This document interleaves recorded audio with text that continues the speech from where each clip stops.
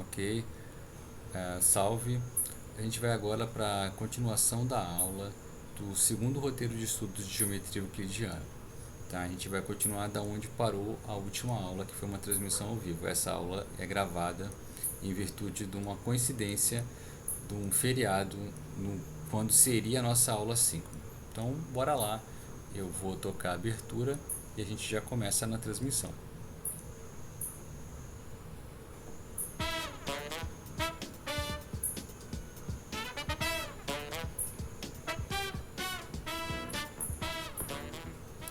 Ok, vamos lá então. A gente terminou a aula com esse teorema aqui, ó. O teorema 4, que diz que todo ângulo tem exatamente uma bissetriz. E a gente começa a aula de hoje com essa definição aqui. Uma bissetriz de um triângulo é um segmento da bissetriz de cada ângulo do triângulo compreendido entre o vértice correspondente e o lado oposto. Então você tem um triângulo aqui. Aí você tem aqui, por exemplo, esse ângulo. Então a bissetriz, que é o segmento que separa esse ângulo, né, em dois ângulos congruentes, né, é a bissetriz desse ângulo. Então, mas a bissetriz de um triângulo é só essa parte aqui, ó. Tá bom? É só essa parte. E naturalmente um ângulo vai ter três bissetrizes, né? Vai ter uma aqui para esse ângulo, vai ter outra para esse ângulo e vai ter outra para esse ângulo aqui, tá?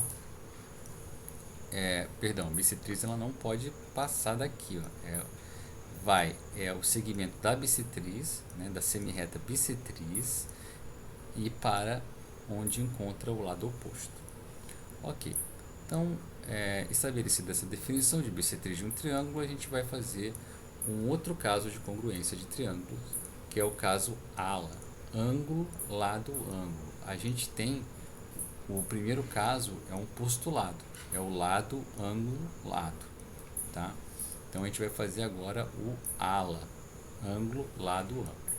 Então o teorema fala o seguinte: dados dois triângulos ABC e DEF, se o ângulo A for congruente ao D, o segmento AB for congruente ao segmento DE e o ângulo B for congruente ao ângulo E, então os triângulos são congruentes, tá? Então a gente vai pegar dois triângulos ABC e DEF, satisfazendo as hipóteses do teorema. Quer dizer, tem essas congruências aqui satisfeitas por esses dois triângulos.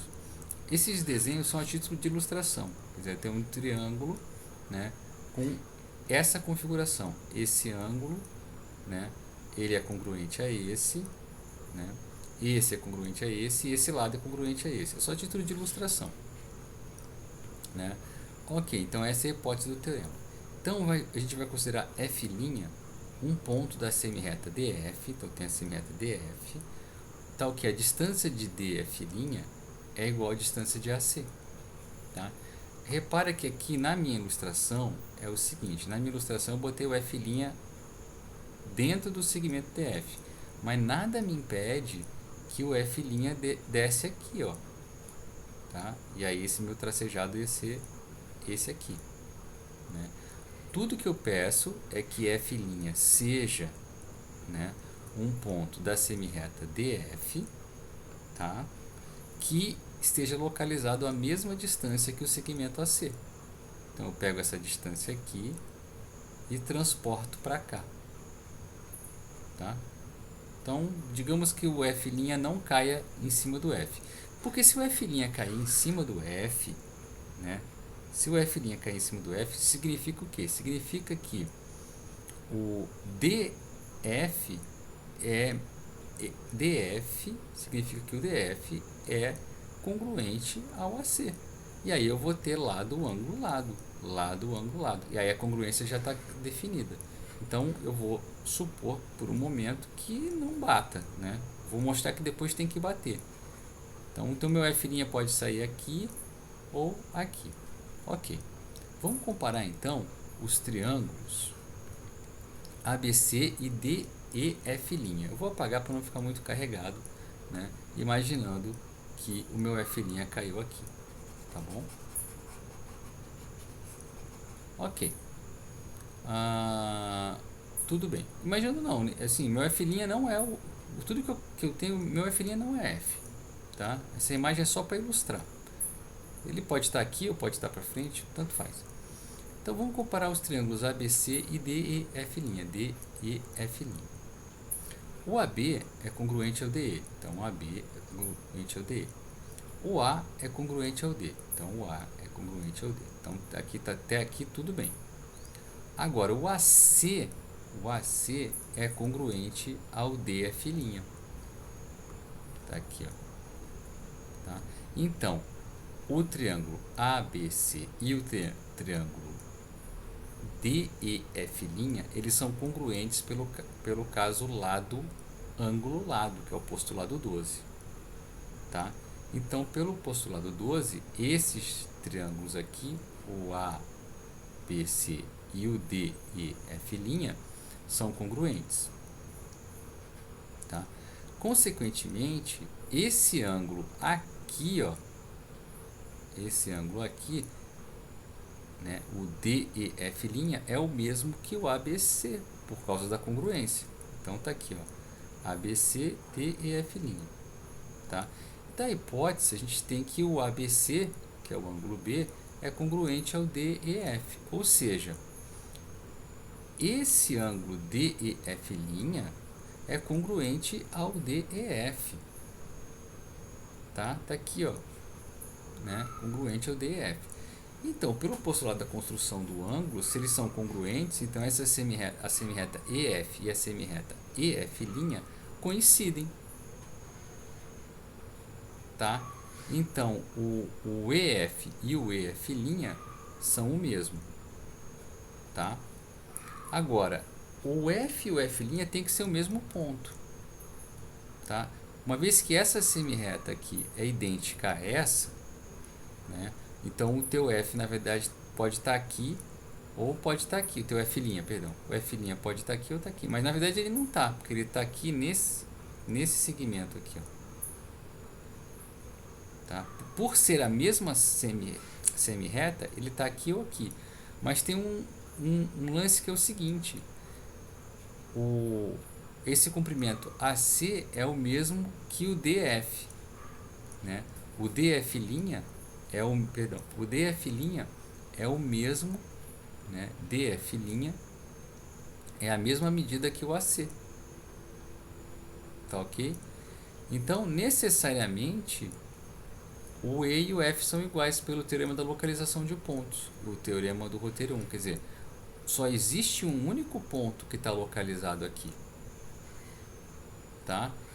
Que mede a distância de AC a partir do D, né? O F' não pode estar aqui nem aqui, né? Ele necessariamente está aqui.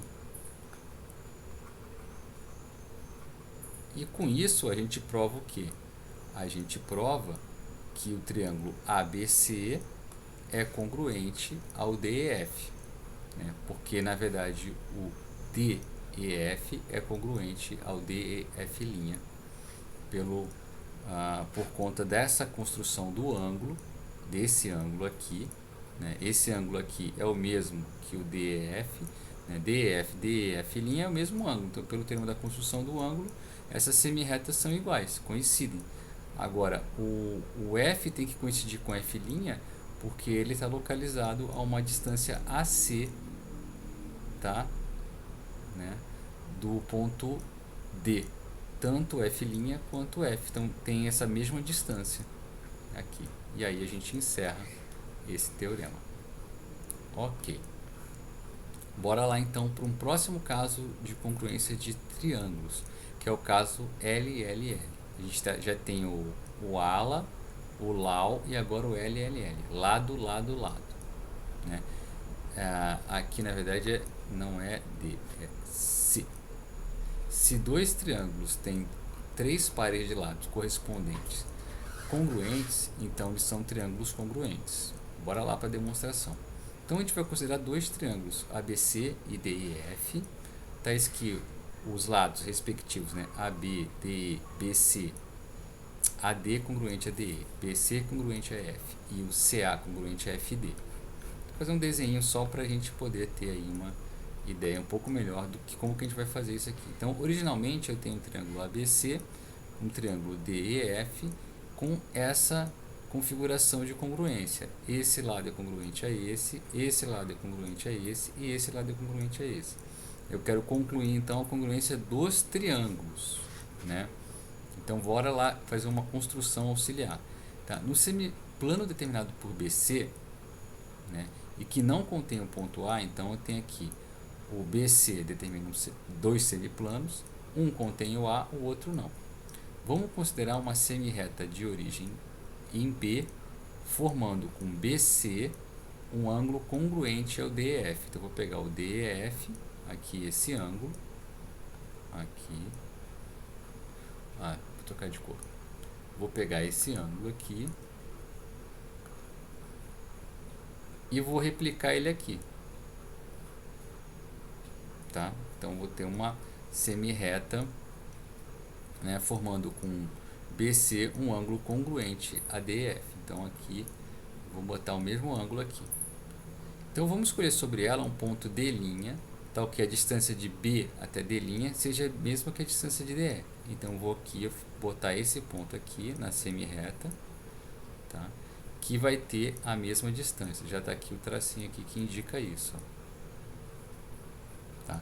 Pelo caso lado, ângulo, lado, né? Pelo caso lado, a gente vai ter que D' BC, D' BC, esse triângulo aqui, vou botar ele de roxinho, aqui, ó, esse triângulo, pelo lado, ângulo, lado, ele é congruente ao DEF.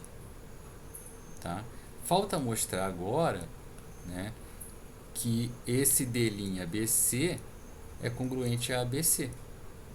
Né? Então, vamos pegar o H, o ponto em que AD',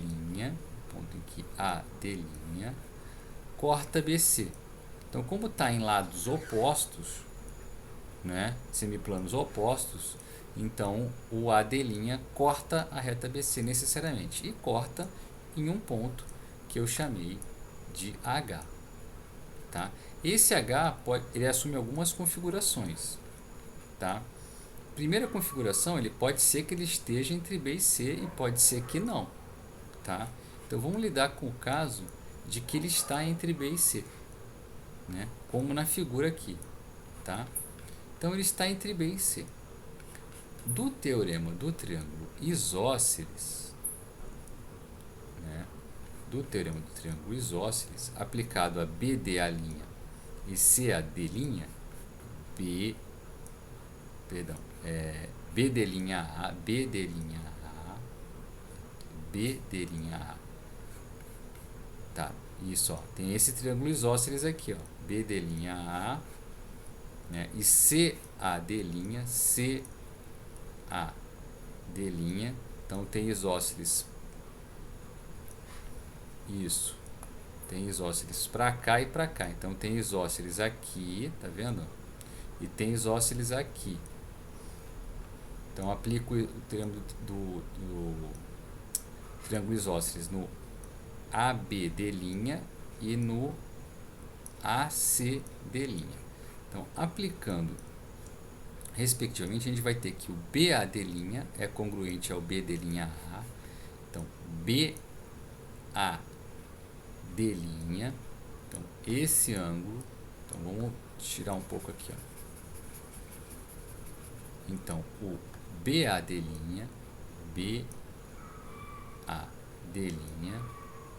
esse ângulo aqui, é esse que ele está se referindo? Vamos só conferir. BAD', então é BAD'. Então, esse é congruente a BD'A. BD'A, isso, exatamente isso. Pelo teorema do triângulo isósceles, esses dois ângulos são congruentes. Mas a gente também vai ter, pelo teorema do triângulo isósceles aplicado a esse outro triângulo, que esse ângulo aqui é congruente a esse. Ok? Que é o que ele vai usar também. CAD', CD'A. CAD', CD'A. Então, tem essas duas congruências. Utilizando o postulado da adição de ângulos, a gente vai ter que essa medida BAC é igual a BAD' mais D' AC, tá? Então, BAC é isso mais isso. E o de baixo também, que por sua vez é igual ao de baixo, que é esse ângulo aqui. Então, com isso a gente consegue concluir que esse ângulo aqui, que seria o ângulo A, é congruente ao ângulo D, né? Que era o que a gente precisava para ter aqui, ó, um lado, ângulo, lado, lado, ângulo, lado, concluindo que o BD', tá, é congruente ao ABC. Como o BD', é congruente ao D e F, segue a congruência que a gente quer.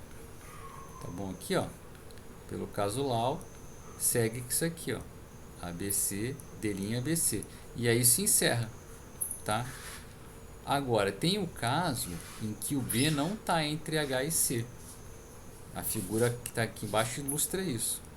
Mas a gente, do mesmo jeito, da mesma forma, usando triângulos isósceles, consegue mostrar. Essa situação vai ficar como exercício, tá? E a conclusão é por transitividade também, tá? A gente consegue mostrar que esse triângulo de baixo é congruente a esse, né? E depois mostra que esse triângulo de baixo aqui é congruente ao de cima, então esse triângulo aqui é congruente a esse, tá? E aí a gente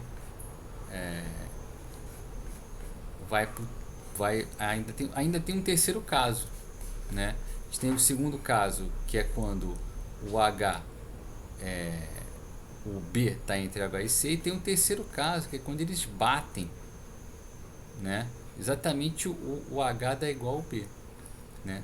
O caso que o H é igual a B, né?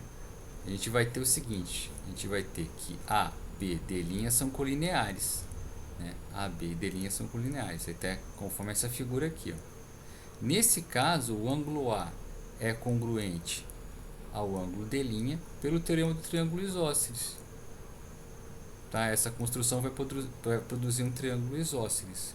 E por transitividade, a gente vai ter que o ABC é congruente ao DEF, né? O ABC é congruente ao DEF. Aqui fica até mais fácil, porque esse ângulo vai ser igual a esse, né? E aí você tira por lado, ângulo, lado.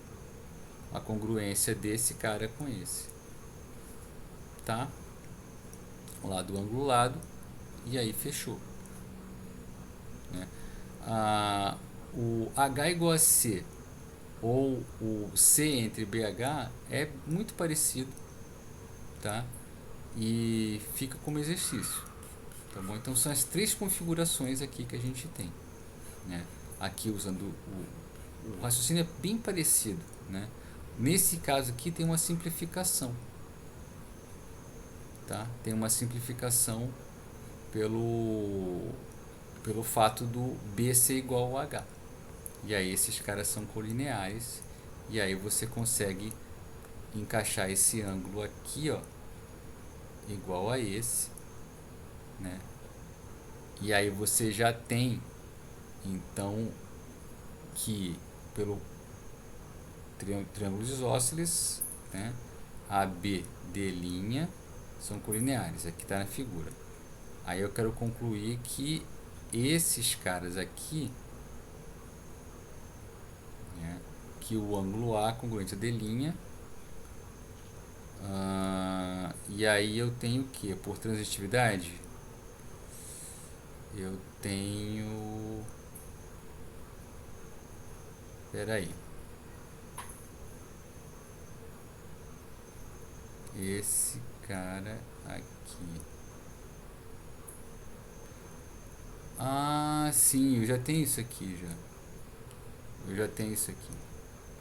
H igual a B. A, B, D' são colineares. Eu já tenho isso aqui, ó, na construção que a gente faz aqui, né? A gente constrói aqui, mantém essa distância aqui, né? Nesse caso, tá. Deixa eu dar uma olhada com mais atenção aqui nesse caso aqui. Espera só dar um.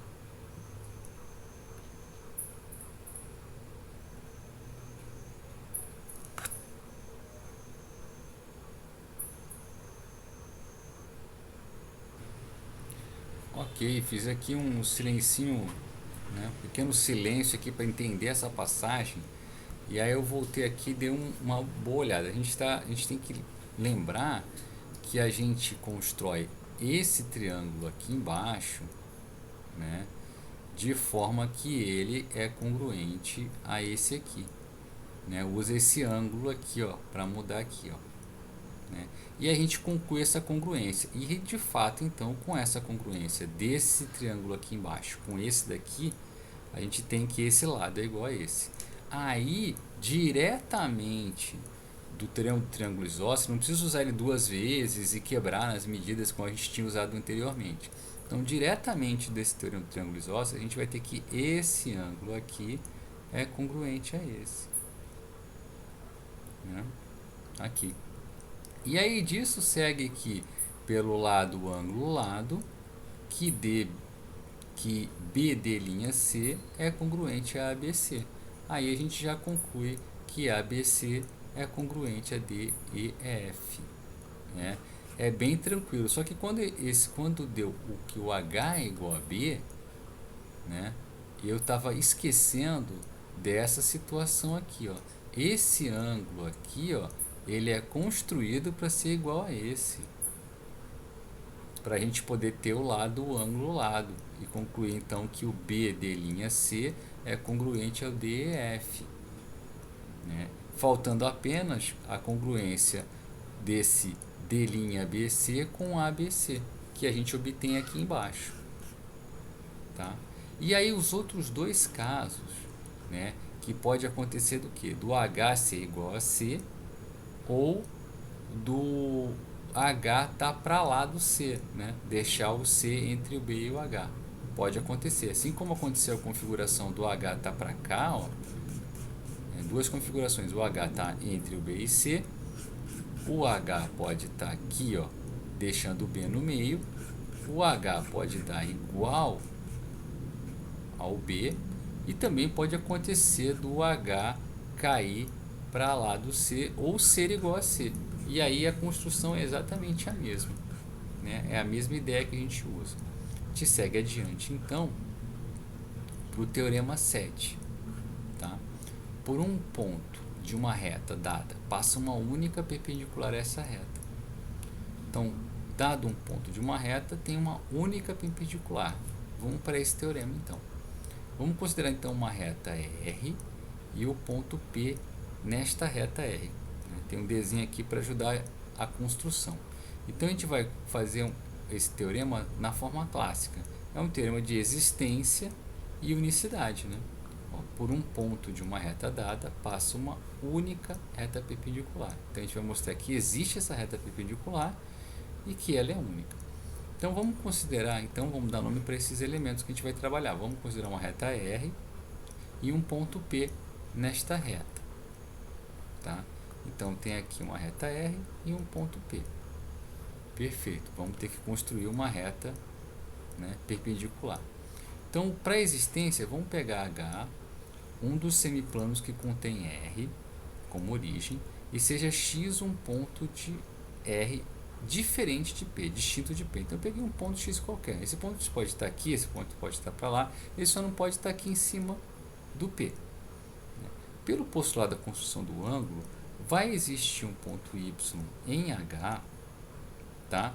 Tal que XPY é um ângulo reto, né? Para qualquer medida existe um ângulo, né? Então o teorema da construção do ângulo garante isso. Então peguei esse aqui, né, PX, e aí então vai ter que ter um ângulo reto num dos semiplanos, tá? Então peguei esse semiplano aqui, então vai ter que ter um Y aqui, de forma que XPY é um ângulo reto. Então vamos pegar S, a reta PY, Então, eu peguei essa reta S aqui, a reta PY. Tá? Tá. Então, a gente já tem que essa S é ortogonal a R, por causa que o ângulo que elas fazem mede 90. Então, existe pelo menos uma reta que satisfaz esse teorema. Então, a existência está garantida nisso.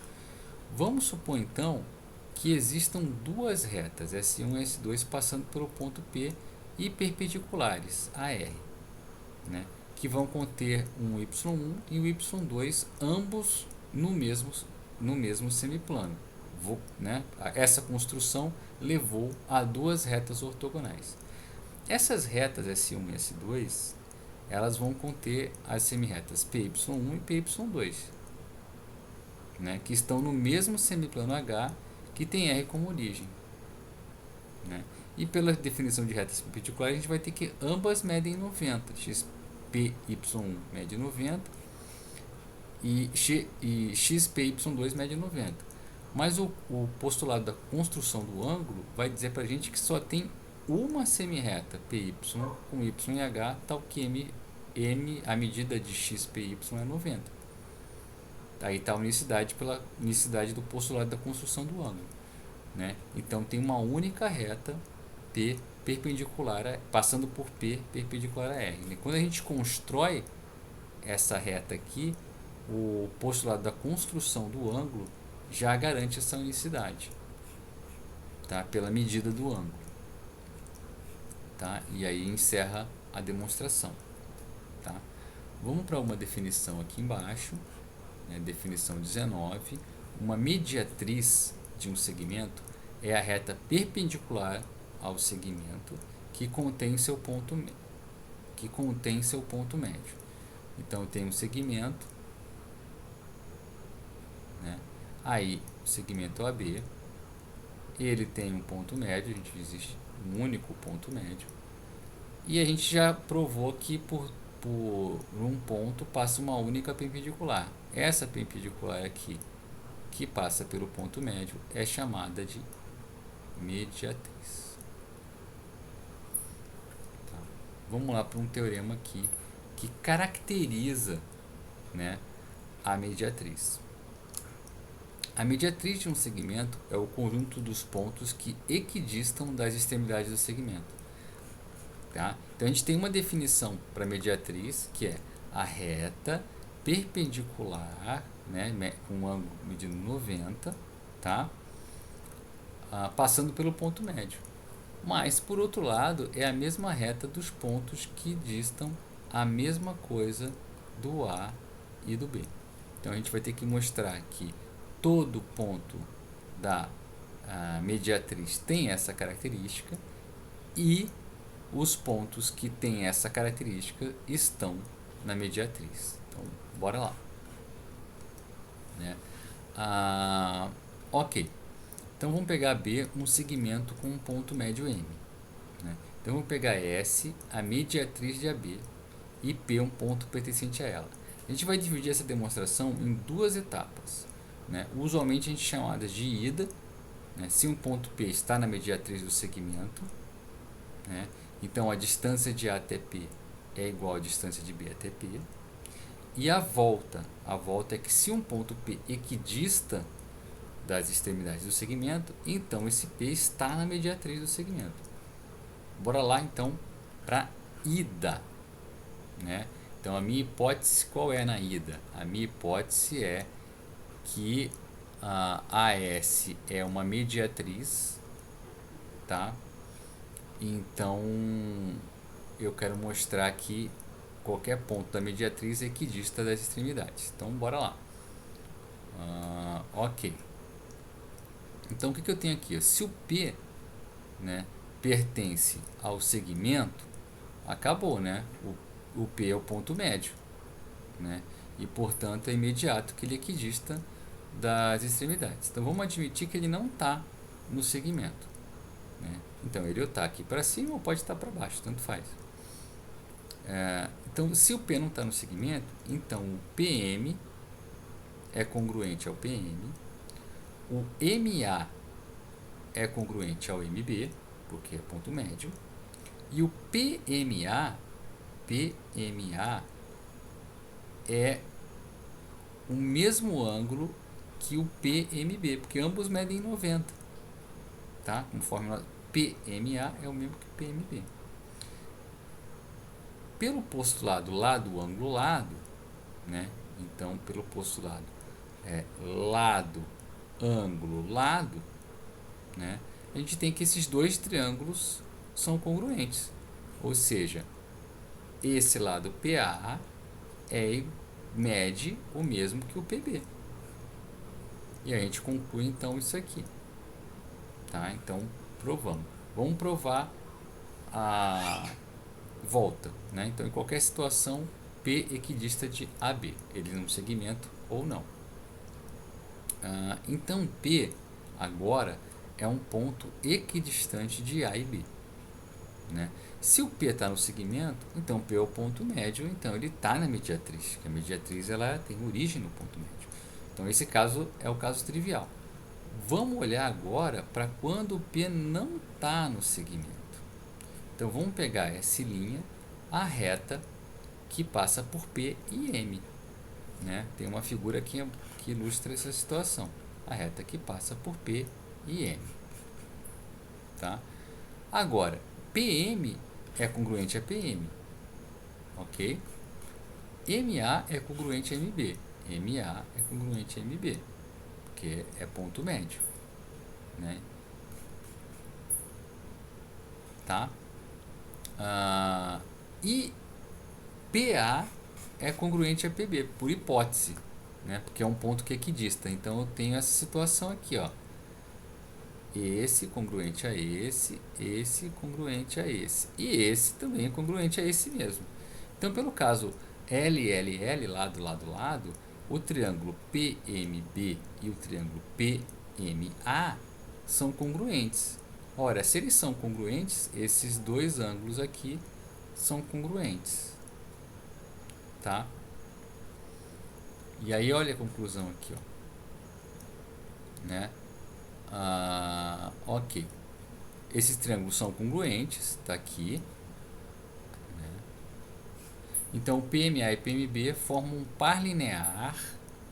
Então PMA e PMB, PMA e PMB formam um par linear com ângulos congruentes. Olha aqui, ó. Par linear com ângulos congruentes só acontece um tipo, é quando ambos medem 90, né? E conforme a definição 8, a gente vai ter que o S é perpendicular ao segmento AB, porque a reta suporte faz ângulo reto, né? Pela unicidade da mediatriz S de AB, o nosso S' é a mediatriz, tá? Porque é uma reta ortogonal que passa por M, né? E aí a gente conclui então que esse P, que era um ponto de S', é um ponto de S. Ok, é isso aí. Repara do detalhe, né? Que aqui eu usei lado, lado, lado, lado, lado, né? E aqui eu não usei lado, lado, lado. Usei lado, ângulo, lado. Para concluir essas congruências. Bora para uma definição aqui, ó. Definição 20. Uma mediana de um triângulo é o segmento cujas extremidades são um vértice do triângulo e o ponto médio do lado oposto. Aqui, então tem um triângulo aqui. Vou alongar um pouquinho mais aqui. Aí com todo direito eu tenho aqui um ponto médio. Tá certo? E aí o que tem aqui, ó? O que é a mediatriz? É esse segmento, ponto médio com o ângulo, né? Com o ponto com o vértice oposto, tá? O vértice do triângulo e o ponto médio do vértice, ponto médio do lado oposto. Aí eu venho aqui, corto na metade, vértice, ponto médio do lado oposto. Aí eu venho aqui, corto na metade, vértice, ponto médio do lado oposto, tá? Definição de mediana, tá? Teorema 9, que é um teorema que vai ficar como exercício. Dado um triângulo isósceles ABC com base BC, a mediana desde o vértice A desse triângulo coincide com a bissetriz do triângulo correspondente ao ângulo A. Então esse é o exercício 7. Vamos para um importante teorema que tem algumas consequências, que é o teorema do ângulo externo. Tá? Bora lá então para o teorema do ângulo externo. Definição 21. Né? Se o C está entre B e D, né? C está entre B e D, então ACD é um ângulo externo do triângulo ABC. Tá? Se você tem um D, né, que deixa C entre... se você tem um D que deixa C entre B e C, então esse ângulo ACD é chamado ângulo externo do triângulo. Tá? Então, você tem esse ângulo externo, mas você tem mais ângulos externos. Tá ok? Isso pode acontecer em qualquer lado. Tá? Esse aqui é um ângulo externo. Tá ok? E esse aqui também é um ângulo externo. Tem mais, né? Na verdade, tem vários ângulos externos. Aqui é um ângulo externo. Tá? Aqui também vai ser um ângulo externo. Aqui vai ser um ângulo externo. Então são vários ângulos externos. Tá? Eu defini esse aqui, ó. Tá? Então, nesse caso aqui desse ângulo externo aqui, ACD, né? Os ângulos A aqui e B são os ângulos internos não adjacentes. Então são esses ângulos aqui, ó. Tá? O ângulo A e o ângulo B, tá? São os ângulos internos não adjacentes ao ângulo externo. Só para localizar e dar nome para esses ângulos que ocorrem aqui. Observação 8. Cada triângulo vai ter 6 ângulos externos, que já tinha feito essa conta aqui. Na figura abaixo, ó, eles aqui, ó, os 6 ângulos externos aqui, ó, 6 ângulos externos. Estes ângulos formam 3 pares de ângulos congruentes, pois constituem 3 pares de ângulos OPV, opostos pelo vértice. Né? O desenho já indica isso. Então, no decorrer do nosso texto aqui, no nosso roteiro, a gente vai dizer simplesmente que o ângulo A é maior que o ângulo B, tá? Para indicar que a medida do ângulo A é maior que a medida do ângulo B. Eu precisava colocar aqui um chapéuzinho nesse B aqui, ó. Depois eu vou corrigir isso aí. Tá? Então vamos dizer que o ângulo é maior que o outro. Isso não faz sentido, né? Um ângulo maior que o outro, mas aqui no caso é para resumir o fato da medida do ângulo A ser maior que a medida do ângulo B. Tá? O teorema do ângulo externo é esse aqui, ó. Um ângulo externo de um triângulo é maior que qualquer um dos seus ângulos internos não adjacentes. Tá? Esse é o teorema do ângulo externo. Esse ângulo externo, né, ele vai ser maior que qualquer um dos dois internos. Então vamos bora para a demonstração. Vamos pegar um triângulo ABC, um triângulo qualquer. Né? Vamos fazer a seguinte construção. Seja D um ponto tal que C está entre B e D. Então eu estou construindo aqui um ângulo externo com esse ponto auxiliar, conforme a definição de ângulo externo. Tá? A gente precisa demonstrar o quê? Precisa demonstrar que o ACD, que é o ângulo externo, ele é tanto MED maior que o A, como MED maior que o B. Tá? Vou pegar o ponto médio do AC. Tá aqui, ó. Então ele é o ponto médio do AC. E seja F o ponto da semirreta oposta a EB. Então eu tenho EB, essa semirreta. Né? E aí eu vou pegar a semirreta oposta, né? E vou pegar de forma que o EF meça o mesmo que o EB. Então aqui, ó, vou construir esse F. Então eu tenho o EB, eu pego a semirreta oposta e faço essa exigência aqui. Então o triângulo BEA e o triângulo FEC, são congruentes pelo lado ângulo lado, tá? Então, ó, o BEA, tá? BEA é congruente ao FEC, tá? Pelo lado ângulo lado. Então aqui eu tenho lado ângulo lado, lado ângulo lado, tá? Então tá aqui, ó. Deixa eu só conferir isso aqui. Sim, ó. Porque da forma que foi construído, esse camaradinha aqui, ó, é um OPV, né? Então tem o lado ângulo lado, lado ângulo lado. Então esses dois triângulos são congruentes, né? Lado ângulo lado. Já que AE é igual ao CE e o BE é igual a EF. BE é igual a EF por construção, e esses carinhas aqui são OPV. Isso mesmo. Então o ângulo A, tá? Ele é congruente ao ECF. Esse ângulo aqui, verdinho, é o mesmo que esse aqui. Ok? Né?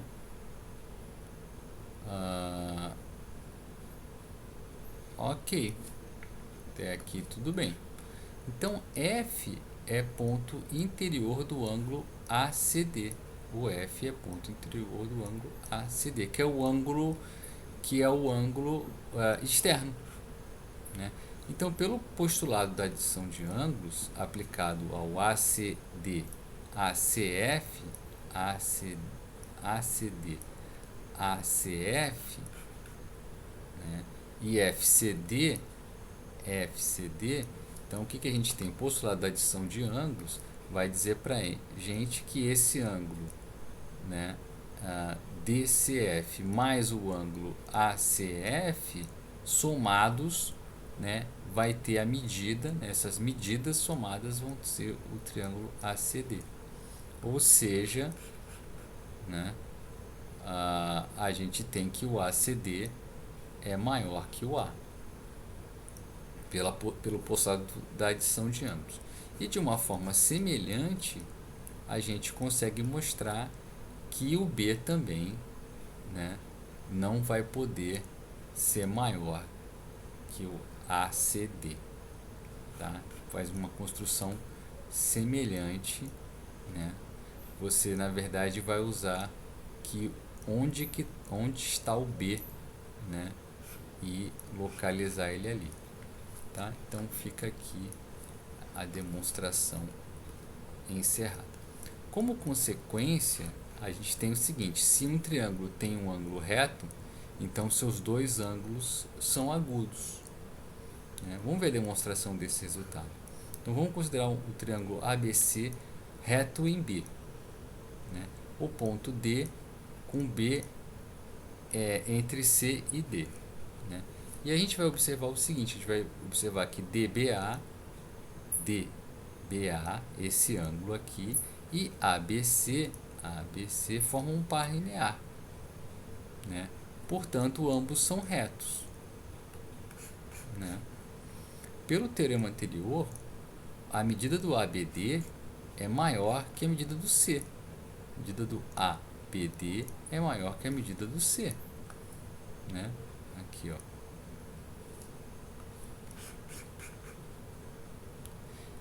Então, isso quer dizer o quê? Que a medida do BCA, tá? E esse o ângulo externo aqui, ó, mede o mesmo que esse aqui, né? Então a medida do BCA é menor que a do ângulo externo, mas o ângulo externo mede 90, então esse ângulo mede menor que 90. Tá? E de forma semelhante, você mostra que esse cara aqui também mede menor que 90. Então são dois ângulos agudos, se você tiver um ângulo reto. Teorema 11. por um ponto não pertencente a uma reta, existe uma única perpendicular à reta dada. Então vamos mostrar isso aí. Que ingredientes que a gente tem? Seja R uma reta e P um ponto não pertencente a ela. Tá? Então está aqui a reta R e P um ponto não pertencente a ela. Vamos fazer de novo no esqueminha existência e unicidade.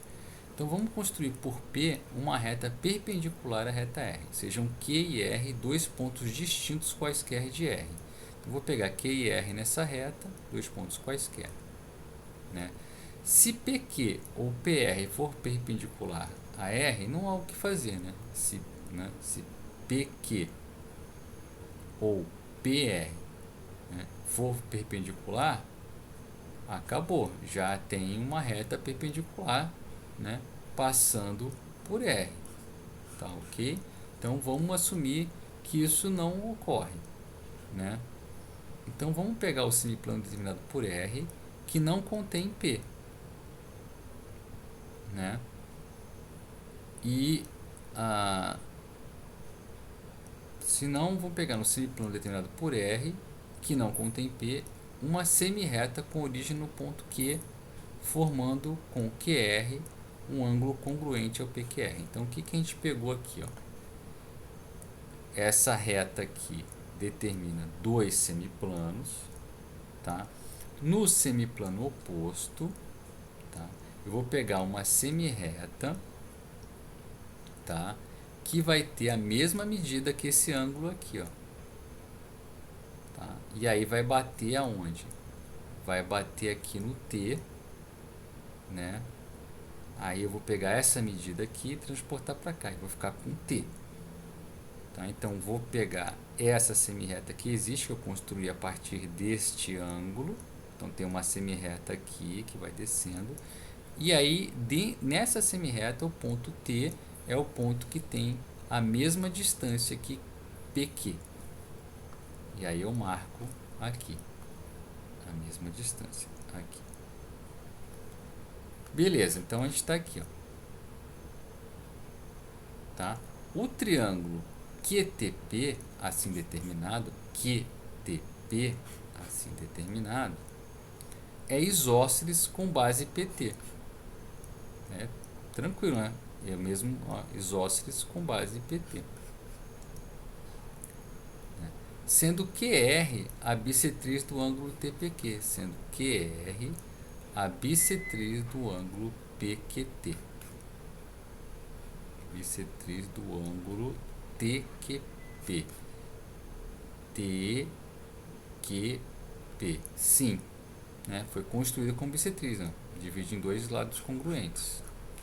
TQP. Então, o PT é perpendicular à reta R. Isso é uma conclusão do exercício 13. Tá? O exercício 13 vai dar pra gente que eu não posso fazer porque é o exercício, mas que essa reta aqui é perpendicular. Tá? Mas assim, a minha dica aqui, veja bem, isso aqui está parecendo aquele negócio, dos pontos que equidistam, tá? E aí você tem aqui uma mídia, equidistam, a dica tá aí, esses caras equidistam do ponto médio aqui, Ok. Isso está determinado então a existência, o PT é ortogonal à reta R. Unicidade, Então vamos admitir então que pelo ponto P não pertencente à reta R passem duas retas S e T, ambas perpendiculares, as quais cortam R nos pontos S e T respectivamente. Então eu pego a reta R aqui, e aí por esse ponto P passam duas perpendiculares. Isso aqui é tipo um ângulo reto. Duas perpendiculares. Eu vou até botar aqui, aqui ângulo reto, aqui ângulo reto. Uma passa por T e a outra passa no ponto S. Tem duas perpendiculares à reta R. Mas aí já vai dar uma confusão pelo seguinte, porque o triângulo PTS vai ter dois ângulos retos, né? Mas isso contradiz o corolário 2, que é o corolário que diz que se um triângulo tem um ângulo reto, os outros dois ângulos têm que ser agudos. Então, não pode acontecer de ter duas retas perpendiculares passando por P. Tá? Definição 22. Tá? Uma altura de um triângulo, né, é o segmento perpendicular que une um vértice do triângulo à reta que contém um lado oposto. Então vamos lá, deixa eu só botar aqui um indicativo aqui de uma correçãozinha a ser feita. Tá? Olha aqui. Então uma altura, né? Então eu pego um triângulo, né? E aí que não tá, né? Pego um lado e aí tem um ponto que está fora desse lado. Eu baixo a perpendicular passando pelo vértice, encontrando a reta BC. Então isso aqui é uma altura. Tá? Lembrando que a altura não necessariamente passa dentro do triângulo. Ó. Pode acontecer da altura, tá, pegar fora do segmento BC.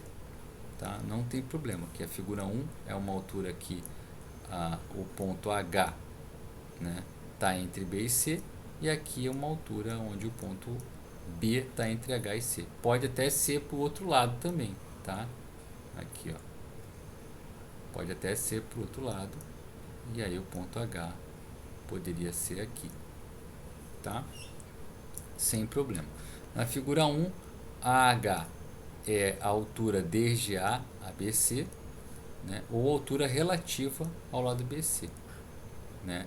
A gente vai dizer a altura, né, em vez de uma altura, porque o teorema 11 fixa como única esta reta perpendicular que passa por um ponto fora dela, tá?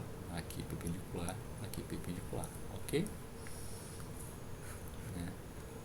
E aí a gente encerra que, tipo, aqui eu expliquei que nem sempre, né, a altura vai passar dentro do triângulo. E com isso a gente até encerra, né, essa exposição gravada, ok?